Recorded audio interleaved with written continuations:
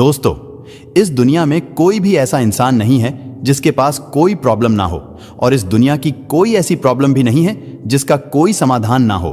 लेकिन लोग अपनी परेशानियों से निजात पाने के लिए जल्दबाजी में गलत फैसला कर लेते हैं, और उनकी एक छोटी सी गलती की वजह से ना जाने कितने लोगों की जिंदगियां तबाह हो जाती हैं। आज की कहानी में भी कुछ ऐसा ही होता है, जिसकी वजह से ना सिर्फ एक इंसान हमेशा के लिए इस दुनिया को छोड़कर चला जाता है, बल्कि उसके बाद न जाने कितने लोगों की जिंदगियां भी हमेशा के लिए बर्बाद हो जाती हैं। दोस्तों, आज की जो कहानी है ये आपको भी हैरान कर देने वाली है। आज की जो सच्ची घटना मैं आपको सुनाने वाला हूं, ये घटना है उत्तर प्रदेश की। उत्तर प्रदेश का एक जिला पड़ता है आगरा, और इसी आगरा में एक थाना लगता है सिकंदरा। सिकंदरा थाने के अधीन एक गांव आता है पनवारी, और इसी पनवारी गांव का रहने वाला होता है शिशुपाल, जिसकी उम्र लगभग 38 साल के आसपास होती है। शिशुपाल की पत्नी का नाम होता है सीता देवी, और उसकी उम्र लगभग 35 साल के आसपास होती है। शिशुपाल के 3 बच्चे होते हैं, जिसमें 2 बेटे और 1 बेटी। शिशुपाल जो खेती किसानी का तो काम करता ही था, और साथ ही में लोगों को ब्याज पे पैसा देने का भी काम करता है। इस वजह से शिशुपाल अच्छा खासा पैसा भी कमाता है। लेकिन शिशुपाल के पास जब अच्छा खासा पैसा आने लगता है, वो कई गलत महिलाओं की संगत में भी आ जाता है। लोगों को ब्याज पर पैसा देने का काम करते हुए उसकी कई लोगों से दुश्मनी भी हो जाती है। लेकिन एक दिन जब सीता को अपने पति की करतूतों के बारे में पता चलता है, तो वो गुस्से से पागल हो जाती है, और शादी को 18 साल हो जाने के बाद भी एक दिन वो अपने पति और तीनों बच्चों को छोड़कर हमेशा के लिए चली जाती है। पत्नी के चले जाने के बाद शिशुपाल अपने बच्चों के साथ ही रहने लगता है। दरअसल मैं बात कर रहा हूं 21 जुलाई 2020 की सुबह करीब 7 बजे के आसपास की। शिशुपाल अपने बच्चों को ये कहकर घर से निकलता है कि मैं खेतों में जा रहा हूं पशुओं का चारा लाने के लिए। लेकिन दोपहर तक भी जब शिशुपाल घर वापस नहीं आता है, उसके बच्चे शिशुपाल के नंबर पर फोन करते हैं, लेकिन शिशुपाल का नंबर भी स्विच ऑफ होता है। शिशुपाल के बच्चे अपने पिता को हर जगह पर तलाश करते हैं, लेकिन तलाश करने के बाद भी शिशुपाल का कहीं कुछ सुराग नहीं मिलता है, और धीरे धीरे लगभग 1 सप्ताह बीत जाता है। लेकिन इसके बावजूद भी शिशुपाल वापस अपने घर नहीं आता है। जब 1 सप्ताह का समय गुजर जाता है, तो भी शिशुपाल का कहीं कुछ पता नहीं चलता है। और फिर 30 जुलाई 2020 को शिशुपाल का छोटा भाई नवल सिंह सिकंदरा थाने में जाता है और अपने भाई की गुमशुदगी का रिपोर्ट दर्ज करा देता है। पुलिस गुमशुदगी की रिपोर्ट दर्ज करती है। उसके बाद पुलिस भी शिशुपाल की हर जगह पर तलाश करती है, लेकिन शिशुपाल का जब कहीं कुछ पता नहीं चलता है, पुलिस अब शिशुपाल के गांव में जाती है और उसके बारे में लोगों से पूछताछ करती है।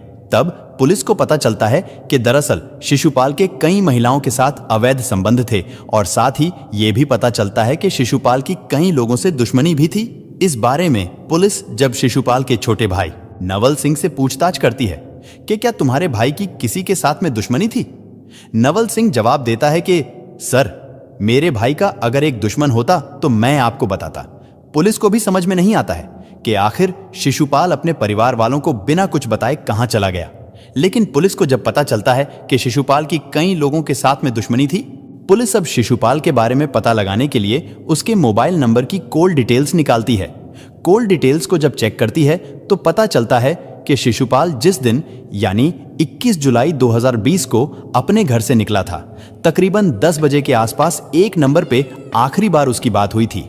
पुलिस जब उस नंबर की डिटेल्स को चेक करती है तो पता चलता है कि वो नंबर किसी सोहनवीर सिंह के नाम पर रजिस्टर्ड है, और ये सोहनवीर कोई और नहीं बल्कि शिशुपाल के ही गांव का रहने वाला है, जिसकी उम्र लगभग 35 साल के आसपास है। पुलिस को लगता है कि सोहनवीर ही अब शिशुपाल के बारे में बता सकता है, और फिर 12 अगस्त 2020 को पुलिस अपने टीम के साथ सोहनवीर के घर पे जाती है और उसे अपनी कस्टडी में लेकर थाने में पहुंच जाती है, और फिर सोहनवीर से शिशुपाल के बारे में पूछताछ करती है।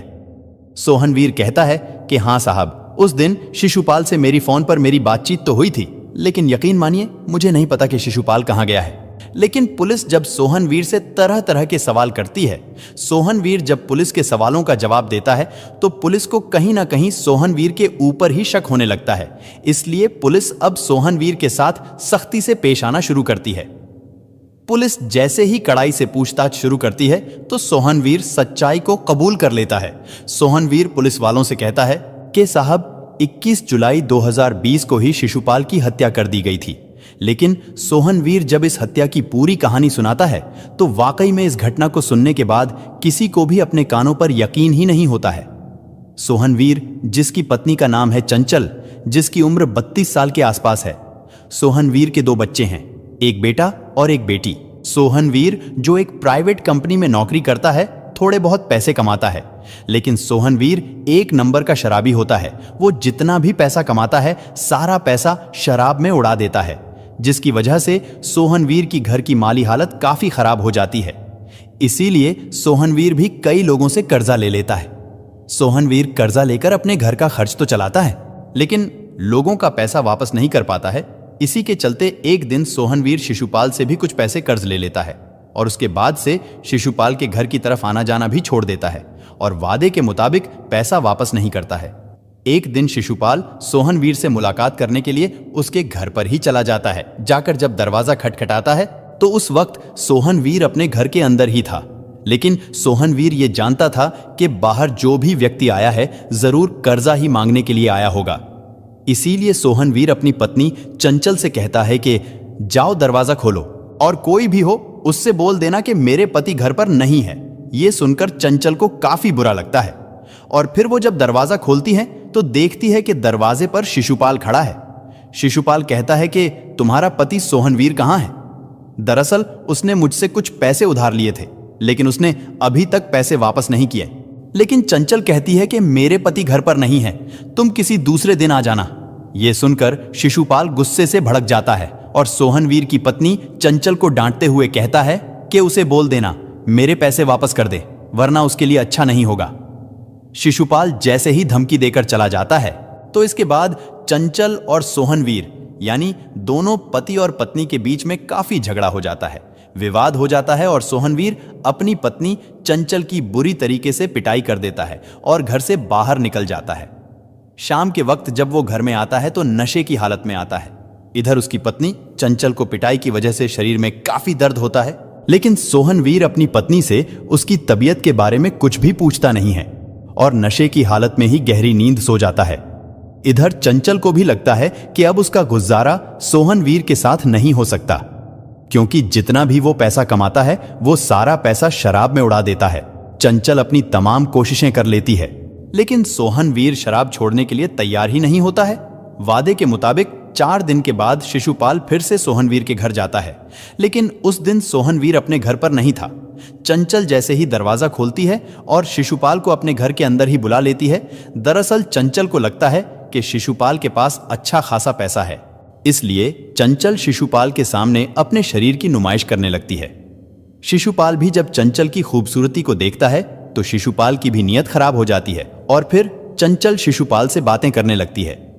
शिशुपाल को भी यह समझने में देर नहीं लगती कि चंचल चाहती क्या है, और चंचल भी जानती थी कि शिशुपाल का कई महिलाओं के साथ में अवैध संबंध है।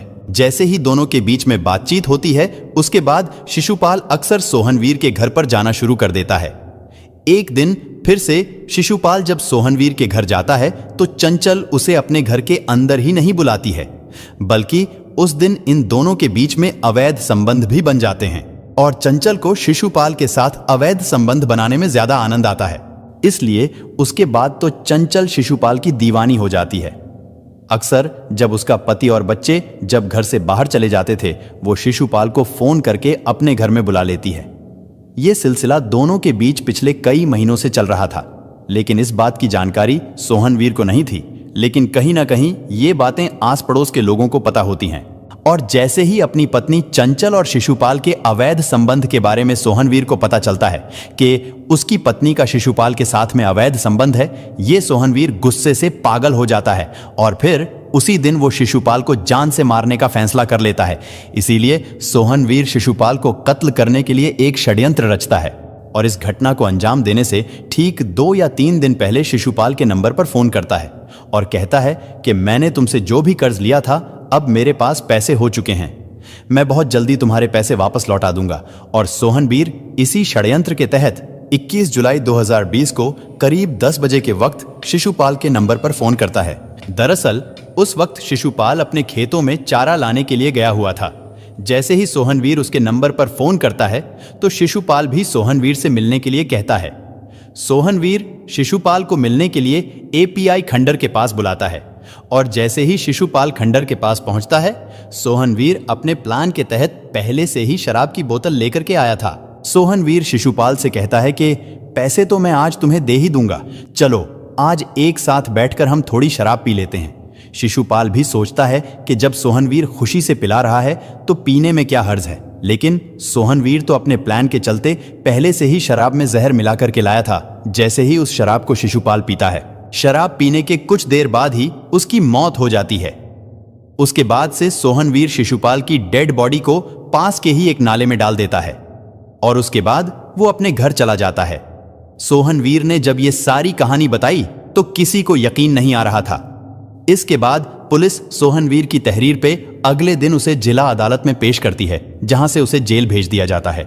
सोहनवीर को तो उसके किए की सजा अदालत में मिल जाएगी, लेकिन दोस्तों आपके अनुसार सोहनवीर को क्या सजा मिलनी चाहिए, कमेंट बॉक्स में जरूर बताएं। और अगर आपको हमारी मेहनत पसंद आई हो तो चैनल को सब्सक्राइब जरूर कर लें। जय हिंद।